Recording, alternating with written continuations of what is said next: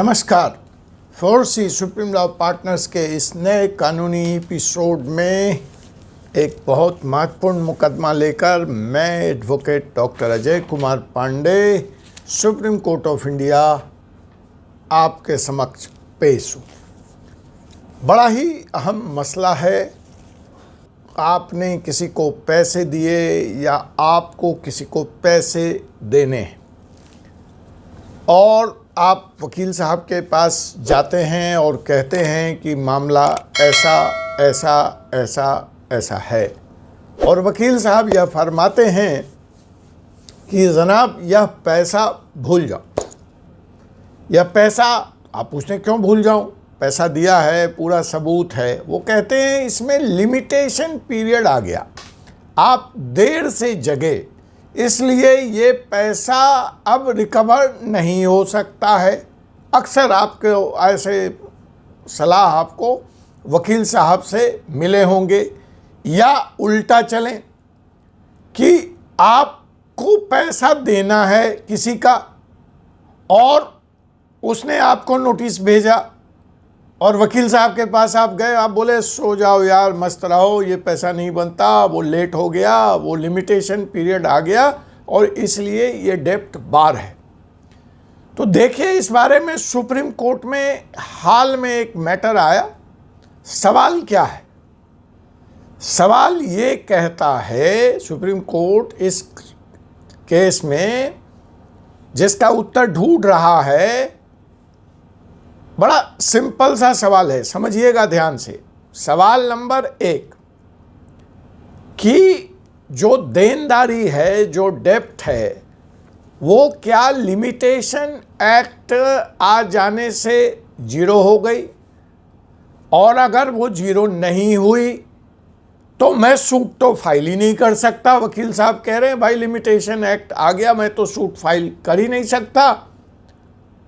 तो फिर ऐसे डेप्ट का जो कागज पे है, जो रिकवर ही नहीं हो सकता, उसका मैं क्या करूं? तो इस वीडियो में हम यही बात करने वाले हैं कि आपके मरे हुए पैसे की रिकवरी कैसे होगी, इसकी रिकवरी संभव भी है या संभव नहीं है। सिंपल आपकी भाषा में अगर बात करूं तो मरे हुए पैसे की रिकवरी कैसे होगी, संभव है नहीं है, कानून क्या कहता है, उसी तरह से आपकी देनदारी है तो उसके बारे में कानून क्या कहता है, वो व्यक्ति कितना सही है, कितना गलत है, अगर वो लिमिटेशन पीरियड के बाद पैसा मांग रहा है। तो इसी मुद्दे पर आज बात होगी इस एपिसोड में। जनाब, लिमिटेशन पीरियड यहाँ पे मैं नहीं कवर कर सकता, लेकिन संक्षेप में बता देता हूँ दर्शकों के लिए, कानून के लोग जानते हैं इसको। लिमिटेशन पीरियड वेरी करता है from case to case.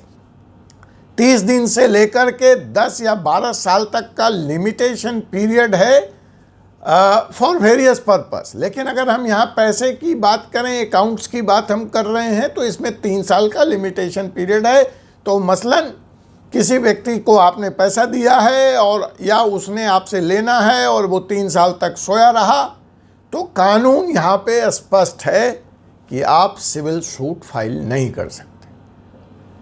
Recovery के लिए सिविल सूट कोर्ट में आप फाइल नहीं कर सकते, क्योंकि आपका केस लिमिटेशन पीरियड के द्वारा बार हो गया।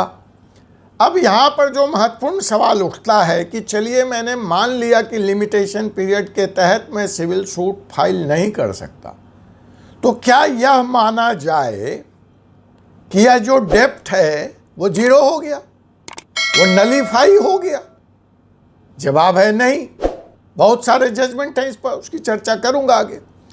तो दूसरा सवाल यहीं से निकलता है कि अगर यह जीरो नहीं हुआ और मैं सिविल सूट भी फाइल नहीं कर सकता, कानून मुझे इसकी इजाज़त नहीं देता, किसी कारणवश 3 साल से ऊपर का मामला हो चुका। देखिए, मैं बार बार कह रहा हूँ, ये लिमिटेशन पीरियड डिफरेंट केस में डिफरेंट है। यहाँ मैं 3 साल का एक उदाहरण ले रहा हूँ, ये आप समझ के चलिएगा। इमूवेबल प्रॉपर्टीज़ में कुछ और हो जाएगा, डिक्लेरेशन में कुछ और हो जाएगा, तो मतलब दैट्स डिफरेंट। अगर आप कहेंगे तो लिमिटेशन पीरियड पे फिर कभी एक और वीडियो हम बनाएंगे। तो यहाँ पे फिलहाल डेप्ट का क्या होगा, और डेप्ट अगर जीरो नहीं हुआ तो मैं उसको रिकवर कैसे करूँगा? तो ऐसा ही एक सवाल यहाँ K P Khemka and another versus Haryana state industrial and infrastructure corporation का सुप्रीम कोर्ट के division bench K V Vishwanathan, justice K V Vishwanathan and justice Surya Kant के अदालत में आया। जनाब, ये एक series of petition, bunch of petition आई Punjab and Haryana high court के फैसले के खिलाफ। Punjab and Haryana high court ने क्या किया कि उसके सामने ये जो मामला आया K P Khemka and another versus Haryana state industrial corporation का, तो उसने कहा सिविल सूट तो टाइम बार्ड है, वो नहीं हो सकता, लेकिन इसका मतलब यह नहीं है कि डेप्ट जीरो हो गया और डेप्ट की रिकवरी संभव नहीं है। और उसने दो एक्ट का हवाला दिया।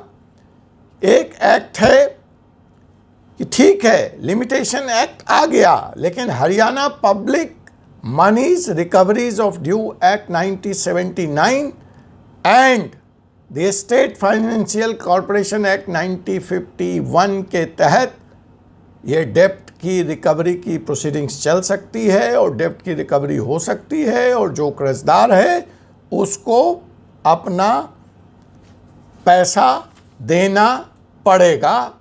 सिविल सूट बार है, सिविल सूट में मामला नहीं चल सकता, लेकिन ये जो दो एक्ट हैं इसके तहत रिकवरी जारी रहेगी, रिकवरी की प्रोसीडिंग्स जारी रहेगी। कुल मिलाकर के डेप्ट इटसेल्फ जीरो नहीं हुआ है और रिकवरी का प्रोसेस टाइम बार नहीं है, सिविल सूट बार है। यह फैसला Punjab and Haryana high court का आया। इस फैसले के आते ही हाहाकार मच गया, क्योंकि ये सीरीज ऑफ पिटीशन चालू हो जाएंगी। अब ये फैसला इसलिए भी बड़ा महत्वपूर्ण है और इसको समझना पड़ेगा क्योंकि यह सुप्रीम कोर्ट के ही एक 99 के जजमेंट के अगेंस्ट है। सुप्रीम कोर्ट का 99 का जो जजमेंट है under the Kerala revenue recovery act, वो ये कहता है कि नहीं जी, डेप्ट ज़ीरो हो गया और डेप्ट की रिकवरी नहीं हो सकती। तो उस जजमेंट के ये खिलाफ हो गया। वो जो एक और फैसला in the case of state of Kerala and others versus V R Kalyan Kutty, इसमें सुप्रीम कोर्ट ने स्पष्ट कहा था कि जो केरला रेवेन्यू, मतलब यहाँ पे देखिए ये हरियाणा का मामला, इसलिए हरियाणा रेवेन्यू, इस हर स्टेट का अपना एक रेवेन्यू एक्ट है। तो यहाँ पर जब हम वी आर कल्याण कुट्टी वाले जजमेंट की बात कर रहे हैं तो स्पष्ट कह रहा है सुप्रीम कोर्ट कि देखिए कोई भी अपना स्टेट फाइनेंशियल लॉ होगा, जैसे यहाँ पे केरला रेवेन्यू ना, वो कोई एडिशनल राइट क्रेडिटर्स को नहीं देता है to cover the outstanding amount.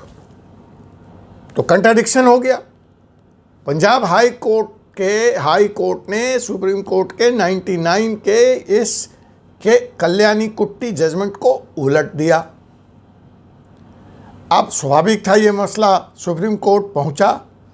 Supreme court ने कहा कि इस मसले पे बहुत सारे कंट्राडिक्टरी जजमेंट्स हैं, डिफरेंट ओपिनियंस हैं, तो बेहतर होगा कि चीफ जस्टिस महोदय से निवेदन किया जाए, उनके सामने ये सारे डिटेल्स पेश किए जाए और उनसे एक 3 जज बेंच, स्पेशल बेंच बनाने की मांग की जाए जो इस बारे में स्पष्टता ला सके कि सुप्रीम कोर्ट के 99 का जजमेंट अपहेल्ड होगा या पंजाब या हरियाणा हाई कोर्ट के जजमेंट का जजमेंट माना जाएगा।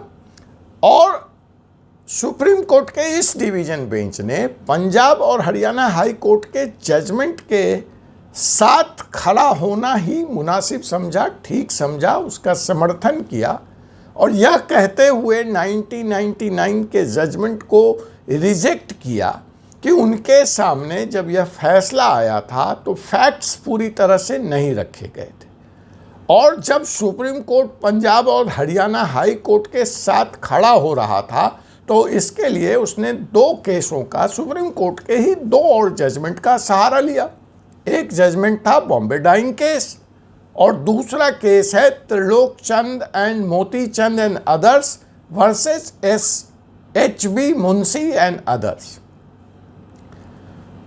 तो ये डिफरेंस ऑफ ओपिनियन है, इसलिए सुप्रीम कोर्ट ने कहा कि चलिए चीफ जस्टिस महोदय की अदालत में चलते हैं, उनसे निवेदन करते हैं, प्रतिवेदन करते हैं और इस बारे में क्या कानून हो, क्वेश्चन ऑफ लॉ फ्रेम कर दिया और चीफ जस्टिस के सामने यह मामला अब लाया जाएगा जहां यह चीज़ें स्पष्ट होंगी।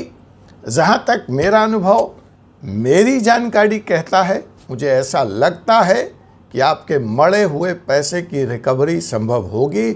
आपको किसी को देना है तो उसके लिए भी आप तैयार रहिए, क्योंकि जितना मैंने समझा है और अध्ययन किया है, डेप्ट जीरो नहीं हो सकता। ये अलग बात है कि सिविल सूट फाइल नहीं हो सकता, टाइम बार्ड हो सकता है, लेकिन जो दूसरे डेप्ट रिकवरी लॉज हैं, मैकेनिज़म्स हैं, प्रोसीडिंग्स हैं, वो चलेंगे। और अगर डेप्ट प्रमाणित हो चुका है, एक्सेप्टेंस है, तो आपको पैसे लौटाने पड़ेंगे। लेकिन इंतज़ार करते हैं हम चीफ जस्टिस महोदय के स्पेशल कॉन्स्टिट्यूटेड बेंच के फैसले का और अपने अगले लीगल एपिसोड का।